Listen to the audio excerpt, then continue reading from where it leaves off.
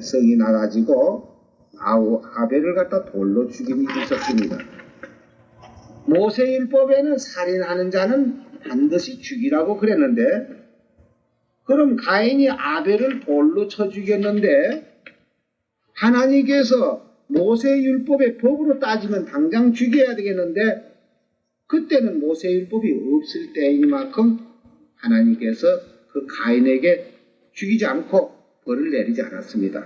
벌을 조금 내려 결국 네가 그렇게 아우를 죽였으니까 넌 내 앞을 떠나서 넌 여기 있지 못하다 해가지고 결국 유랑민이 되듯이 그렇게 되기로 했습니다. 그러니까 모세율법을 따지면은 당장 죽여야 될 게지만, 그땐 너 사람을 죽이면은 너는 죽는다 하는 그런 말도 없었고, 사람을 죽이는 데에 대해서는 법이 거기에 기록되어 있지 않기 때문에 살인을 했지만은 그를 갖다가 심한 형을 내릴 수 없었던 것입니다.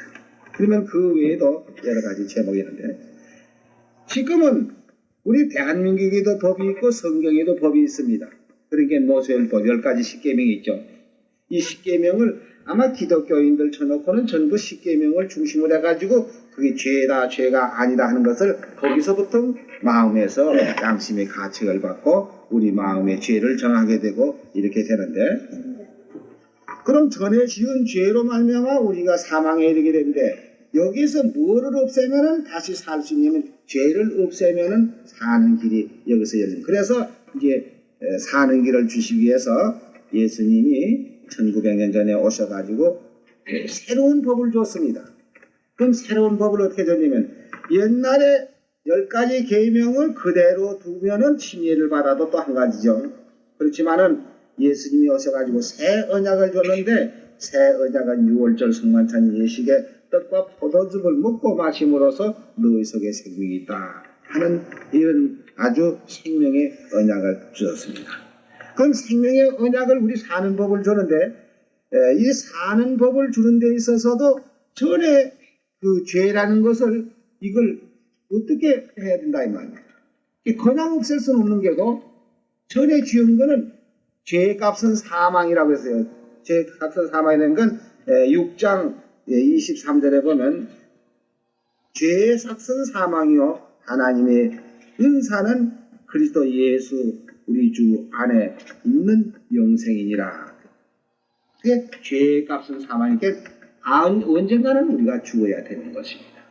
그럼 이 죽는 것을 어떻게 아주 죽어버리면 곤란하니까 미리 죽는 법을 갖다가서 성서적으로서 우리 죄를 장해 지내는 법이 있는데, 그 장해 지내는 법을 하나 보겠습니다. 골로새 2장 12절이요.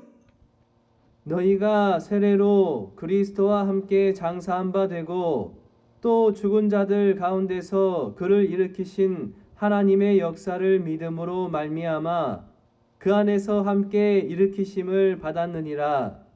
또 너희의 범죄와 육체의 무할례로 죽었던 너희를 하나님이 그와 함께 살리시고 우리에게 모든 죄를 사하시고. 여기 보면은 이 세례라고 하는 말은 씻는다는 뜻인데요. 이 원어에는 이 세례로 되어 있지 않냐고 바프테시마라고 우리 죄를 매장하는 걸로 되어 있습니다. 장례를 지내는 거. 장례 지내는 걸로 되어 있는데, 그래서 침례라고 하죠. 침례라고 하는데 왜 그럼 여기다가 세례라고 썼느냐 하면은, 이건 천주교로부터 시작해서 선주교는 영세라고 하고 각 장로교, 감리교 이런 데는 이제 세례라고 합니다. 그 세례라고 하는 것은 물 조금 이마에다 이렇게 찍어 발라놓고 그렇게 하고 이제 살았다 이런 식으로 되어 있죠. 그러나 근본적 예수님으로부터 이 침례를 받는 것이 이제 쭉 내려오는데, 이 역사책을 보면은 예수님으로부터 초대교회 당시에는 전부 침례를 받았습니다. 그러니까 여기 지금 글자를 우리가 한번 받아보세요. 세례로 그리스도와 함께 장산받되고 이렇게 기록됐단 말이에요. 그러면 시침으로서 예수님과 함께 장사 지냈다 이렇게 되면 말이 안 되죠. 그러면 침례로 물에다가 이렇게 푹 잠금으로써 그리스도와 함께 장산받되고 하면은 말이 맞는 것입니다. 왜 침례라는 말이 맞는 거예요. 그러니까 세례가 아니고 침례인데 침례는 곧 뭘 하는 거라고요? 장사 지내는 바. 장례, 매장을 한단 말이에요. 우리 죄를 완전히 매장을 해버려요. 그럼 매장을 하게 되면 어떻게 되느냐? 이 죄의 값은 사망이니까 우리가 죽어야 되니까 언제 죽어도 죽으니까 지금 의식적으로서 죽음을 미리 그만 장례식을 하는 것입니다. 장례한 바 되고 또 죽은 자들 가운데에서 예수님이 십자가에 돌아가셔서 무덤에 장례 지냈죠. 장례 지낸 후 3일 만에 부활하셨어요.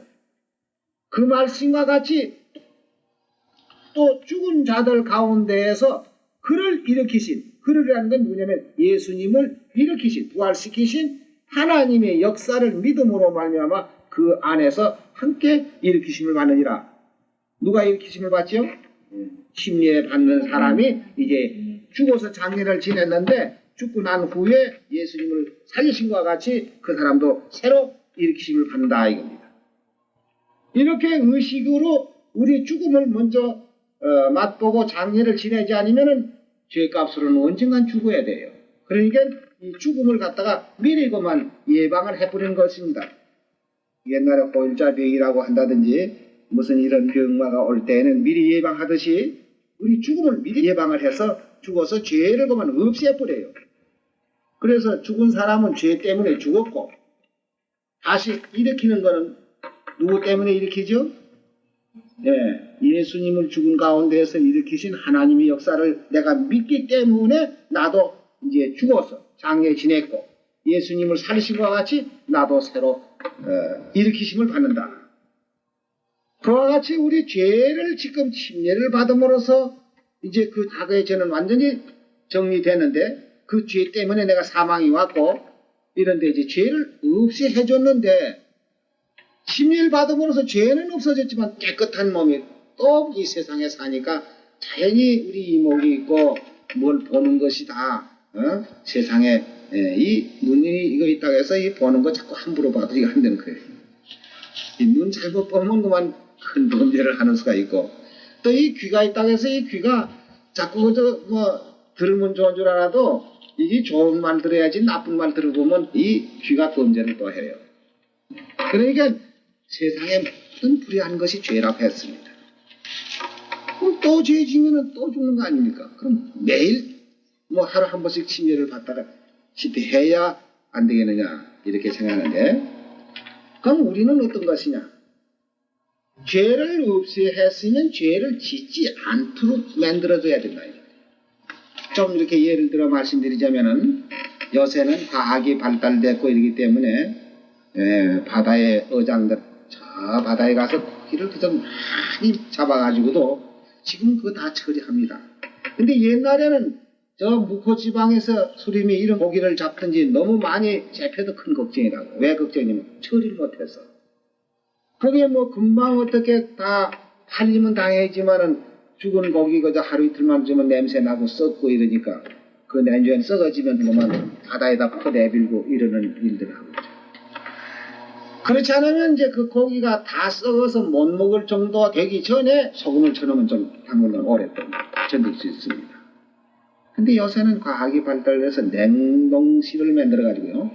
벌써 이 어장에 나간다고 할 것은 냉동실부터 먼저 만들어가지고 고기 잡는 쪽 하고다 그만 냉동실에 집으면 다 얼어버려요. 얼으면 암만 실이 가더라도 그 썩질 않습니다. 그래가지고 이제 각 시장으로 빠져서 나와가지고 뭐 고기 잡은 거 한 달 후에라도 팔아먹고 2달 후에라도 팔아먹고 이렇게 해서 할 수 있는 거 뭐냐고. 우리가 죄를 없이 하는 것이 문제보다도 그 없이 하는 죄가 오래 유지할 수 있는 이것이 가장 중요한 건데요.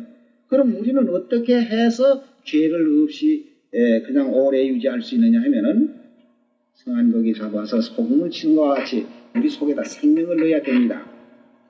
생명을 넣어야 되는데 어떤 사람은 침례가 여기 침례라고 하지 않으시게 세례를 하니까 씻는다. 그래서 장로이나 감히 물욕을 조금 얹혀놓고 그렇게 놓고는 이제 다 씻었다. 이제 깨끗하다. 이렇게 해서 하는데 이 침례라는 것은 우리 죄를 씻는 게 아니라는 것을 베드로 전서 3장 여기 21절에 보면은 잘 설명하고 있습니다. 물은 예수 그리스도의 부활하심으로 말미암아 이제 너희를 구원하는 편이 곧 세례라. 육체의 더러운 것을 제하여 버림이 아니요 오직 선한 양심이 하나님을 향하여 찾아가는 것이라. 저는 하늘에 오르사 하나님 우편에 계시니 천사들과 권세들과 능력들이 저에게 순복하느니라. 여기 침례 받는 것이 우리 더러운 것을 씻는 것이 아니다. 그럼 더러운 것을 씻는 게 아니고 뭐냐? 오직 선한 양심이 하나님을 향하여 찾아가는 것이라고. 그럼 선한 양심이 죄가 있고도 선한 양심이 가질 수 있습니까? 없이. 죄 가지고도 선한 양심을 가지고 있어요? 예. 하나님하고 우리 사이를 이 갈라지게 한 것이 무엇이냐 하는 것 그것부터 우리가 알아야 되겠네요. 자, 이사야 59장 1절에서부터 보겠습니다. 여호와의 손이 짧아서 구원치 못하신 도 아니요 귀가 둔하여서 듣지 못하신도 아니라 오직 너희 죄악이 너희와 너희 하나님 사이를 내었고 너희 죄가 그 얼굴을 가리워서 너희를 듣지 아니하게 함이니 이는 너희의 손의 피가 너희 손가락의 죄악이 더러웠으며 너희 입술은 거짓을 말하며 너희 혀는 악독을 바람이라. 자, 이런데 이걸 가지고 선한 양심 하나님 찾아갈 수 있어요? 죄는 양심이 허락을 안 하는 것입니다. 내가 죄를 가지고서 나 깨끗하다 하나님하고 내가 동행할 수 있다 하고 하나님 뒤에 줄줄 따라다닐 수 있느냐면 그렇게 될 수가 없어요. 그러니까 여기 베드로 전서 3장 21절에 그 물은 하는 말은 여기 노아 홍수 때에 노아의 식구 8사람이 구원받은 그 물을 말하는데 이 물은 예수 그리스도의 부활하심으로 말미암아 이제 너희를 구원하는 편이 곧 세례라.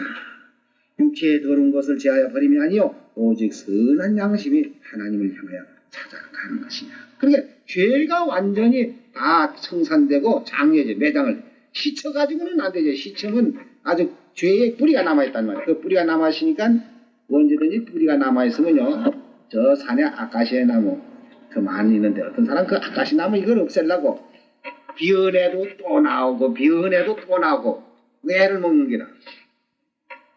그래서 이 사람이 비다가 못해서 이래가지고 안 되겠다. 그래서 이제 그때 막 어깨를 가지고 부럭지를 막 파내 그래요. 그래 놓으니까 이제 그게 안 나온다. 죄를 씻어서야 안 되죠. 그러니까 장애를 지내는 겁니다.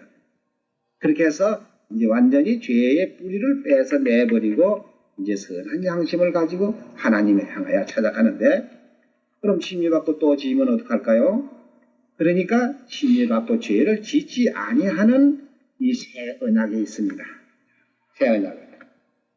요한복음 6장 53절에서부터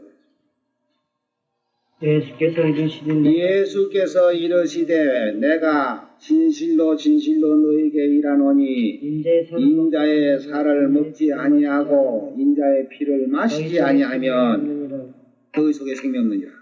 내 살을 먹고 내 피를 마시는 자는 영생을 가졌고 내 살을 먹고 내 피를 마시는 자는 영생을 가졌고 마지막 날에 내가 그를 다시 살리리니 내 살은 참된 양식이요 내 피는 참된 음료라다. 내 살을 먹고 내 피를 마시는 자는 내 안에 거하고 나도 그 안에 거하나니 살아계신 아버지께서 나를 보내심에 내가 아버지로 인하여 사는 것 같이 나를 먹는 그 사람도 나로 인하여 살리라.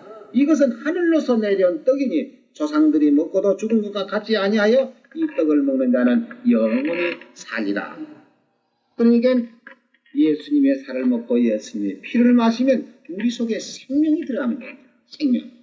자, 생명이 들어가고도 또 썩는다면 어떡합니까? 생명이 들어가 있는데도 또 썩는다고 할 수가 없지요.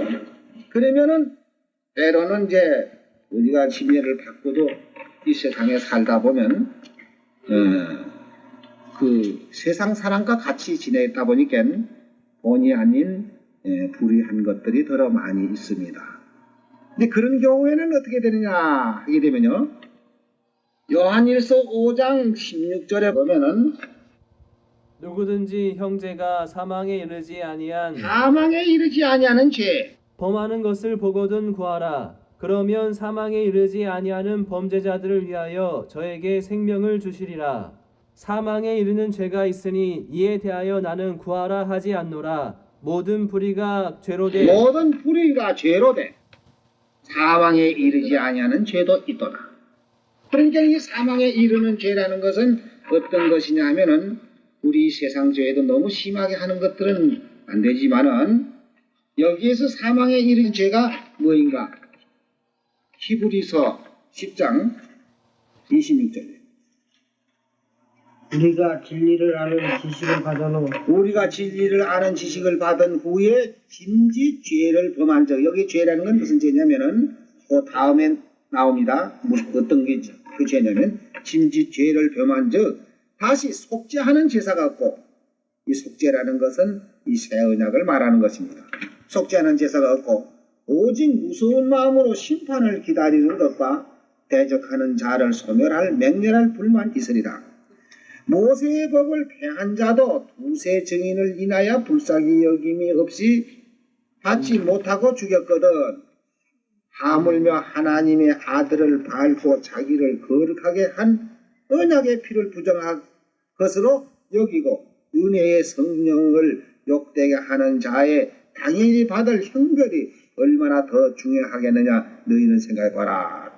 그러니까 여기 무슨 죄겠어요?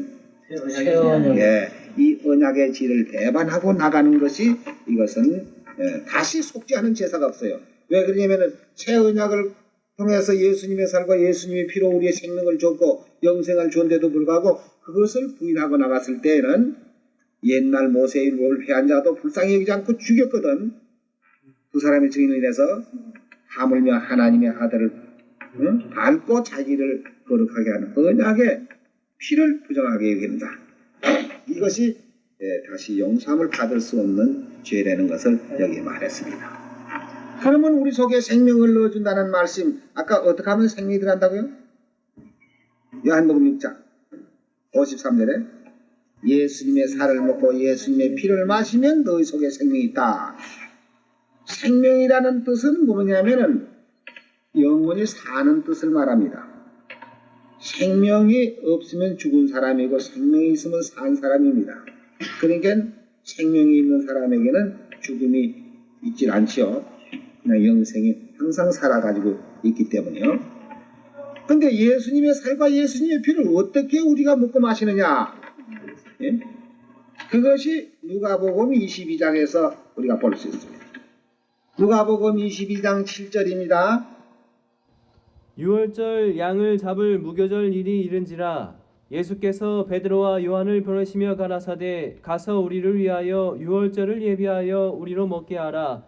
여기 보면 유월절 양을 잡을 무교절이 이른지라 예수께서 베드로와 요한을 보내시며 가라사대 가서 우리를 위하여 유월절 예비하라 그랬는데, 모든 교회 가운데는 유월절이라는 걸 듣지도 못하고 보지도 못했기 때문에 이 유월절 얘기만 하면 이건 모세율법으로만 생각합니다. 모세율법에 양 잡고 소 잡고 유월절 지킨 그걸로만 착각을 한다 이 말이에요. 근데 예수님이 유월절을 예배하라고 베드로와 요한을 보내서 가서 유월절을 예배해서 우리로 먹게 하라 한 이 유월절은 옛날 모세율법에 양을 잡고 양의 피를 문설주에 바르거나 백성에 뿌리는 그런 유월절이 아니고 멜리덱의 반차라고 하는 떡과 포도즙을 가지고 우리에게 새 언약을 주신 것입니다. 19절 보세요. 또 떡을 가져 살해하시고 떼어 저희에게 주시며 가라사대 이것은 너희를 위하여 주는 내 몸이라. 내 몸이라. 예수님이 내 살을 먹으면 너희 속에 생명이 있다는 게 이것이 내 몸이라. 너희가 이를 행하여 나를 기념하라 하시고 저녁 먹은 후에 잔도 이와 같이 하여 가라사대 이 잔은 내 피로 세운 새 언약이니 온 너희를 위하여 붓는 것이니라. 이렇게 해서 여기 새 언약이라는 말씀인데 이 새 언약은 예수님이 이 세상에 오시기 전 약 650년 그 이전에 에레미야 선지자가 여기서 예언을 했습니다. 에레미야 31장 31절이요. 나 여호와가 말하노라. 보라, 날이 이르리니 내가 이스라엘 집과 유다 집에 새 언약을 세우리라. 나 여호와가 말하노라. 이 언약은 내가 그들의 열조의 손을 잡고 애굽 땅에서 인도하여 내던 날에 세운 것과 같지 아니할 것은 내가 그들의 남편이 되었어도 그들이 내 언약을 파하였음이니라. 나 여호와가 말하노라. 그러나 그날 후에 내가 이스라엘 집에 세울 언약은 이러하니 곧 내가 나의 법을 그들의 속에 두며 그 마음에 기록하여 나는 그들의 하나님이 되고 그들은 내 백성이 될 것이라. 650년 전 그 즈음에 에레미야 선지자가 이제 장차 이 앞으로 600년 후에면 메시아가 세상에 오셔가지고 이제 새 언약을 세워 주실 것이다 하고 미리 예언한 그대로 모세율법이 아닌 이 새 언약을 세워 주실 것을 예언했습니다. 이 새 언약은 우리로 하여금 무조건 사는 법을 줬어요. 생명의 법을 줬단 말입니다. 사는 법. 그러면 히브리 8장 6절에 보면 어떻게 연결이 되어 있는가 한번 가서 보겠습니다. 그러나 이제 그가 더 아름다운 직분을 얻으셨으니 예, 그가라고 하는 말은 누구죠? 예수님이 더 아름다운 직분을 얻으셨으니 이는 더 좋은 언약으로 세우신 더 좋은 언약의 중보시라. 누가 중보시에요? 예수님이 새 언약의 중보시라. 저 첫 언약이 무흠하였다면 흠이 없었더라면 둘째 것을 요구할 일이 없었으려니와 저희를 흠으로 하여 일렀으되 주께서 가라사대 볼지어다 날이 이르리니 내가 이스라엘 집과 유다 집에 새 언약을 세우다. 여기 주께서 가라사대 하는 말은 에레미야 31장 31절에 기록되어 있는 말씀을 이쪽에다가 반복해서 지금 그 예언과 맞춰서 사도 바울이 진리를 증거하고 있는 그 말씀입니다. 13절에 보면 새 언약이라 말씀하셨음에 첫 것은 낡아지게 하신 것이 낡아지고 쇠하는 것은 없어져 가는 것이라. 그러니까 옛 언약으로서는 우리 죄를 정하여 줄 따름이요 그 죄에서 결국 죽을 수밖에 없는 우리를 이 새 언약으로서 생명을 얻고 영생을 얻는 이런 진리를 주었습니다. 고린도후서 3장을 보겠습니다. 새 언약이 어떤 것인가 여기 나오죠. 또 6절입니다. 저가 또 우리로 새 언약의 일꾼 되기에 만족해 하셨으니 의문으로 하지 아니하고 오직 영으로 함이니 의문은 죽이는 것이요 영은 살리는 것이니. 여기 지금 잘 보세요. 저가 또 우리로 하여금 저가는 누구냐면 예수님이 또 우리로 새 언약의 일꾼 되기에 만족해 하셨으니 의문으로 하지 아니하고 오직 영으로 하면 의문은 뭐죠? 의문은 구약 모세율법을 말하는 의문으로 하지 아니하고 오직 영으로 영은 새 언약을 말하는 겁니다. 영으로 함이니 의문은 죽이는 것이요 영은 살리는 것이라. 의문은 왜 죽이는 겁니까? 예? 예. 율법 아까 로마서 7장에 거기 그런 말씀 있죠. 율법에 탐내지 말라 하지 않았더라면 내가 탐심을 몰랐겠는데 탐내지 말라 한 기록이 있었기 때문에 그것을 범으로 나는 죄가 스스로 죄에 있는 것을 드러내고 있습니다. 그러면 그 의문은 그 십계명은 우리로 하여금 죽게 하는 것이요. 왜냐하면 죄를 정하기 때문에. 그러나 죽게 된 거기에서 영은 살리는 것이다. 그 죄에서 죽을 수밖에 없는 우리를 거기서 구속해내신 그 영에 세운 것으로 분명히 되는 것입니다. 그래서 돌에 서서 새긴 죽게 하는 의문의 직분도 영광에 있어 이스라엘 자손들이 모세의 얼굴에 없어질 영광을 인하여 그 얼굴을 주목하지 못하였거든 하물며 영의 직분이 더욱 영광에 있지 아니하겠느냐. 네, 정죄의 직분이 영광에 있었은즉 의의 직분은 영광이 더욱 넘치리라. 그러니까 우리가 지금 새 언약의 일꾼이 됐고 하나님의 백성이 되어 있습니다. 새 언약으로서 우리는 살리심을 받고 영생에 들어가는 이렇게 약속이 되어 있습니다. 그러니까 이제 침례 받으면은 일단 우리 과거에 지은 죄는 없어지고 이제 6월절 성만찬 예시 떡과 포도즙을 먹고 마심으로써 우리 속에 생명이 있게 되는 것입니다. 그러므로 우리는 이제 옛 의문에 속해 있는 사람이 아니고 새 언약, 새 율법에 속해 있는 사람이 되죠. 이렇게 해서 우리는 영생에 들어가게 되는데 우리 침례를 받고 진리 안에서만 떨어지지 않고 우리가 어떠한 시험이 있더라도 진리 안에서만 떨어지지 않으면은 우리에게 주신 영생은 계속돼서 나가다가 영원한 하늘나라에 들어가게 되는 것입니다. 이 침례에 대해서는 여러 가지가 있지만은 우선 내 죄를 없이하는 것과 또 생명을 받는 것과 이렇게 해서 옛 언약에서 벗어나서 새 언약으로 새 정부 밑에서 새 언약에서 우리가 살고 있는 하나님의 권속이 되는 것입니다. 오늘 이것으로서 침례식에 대해서는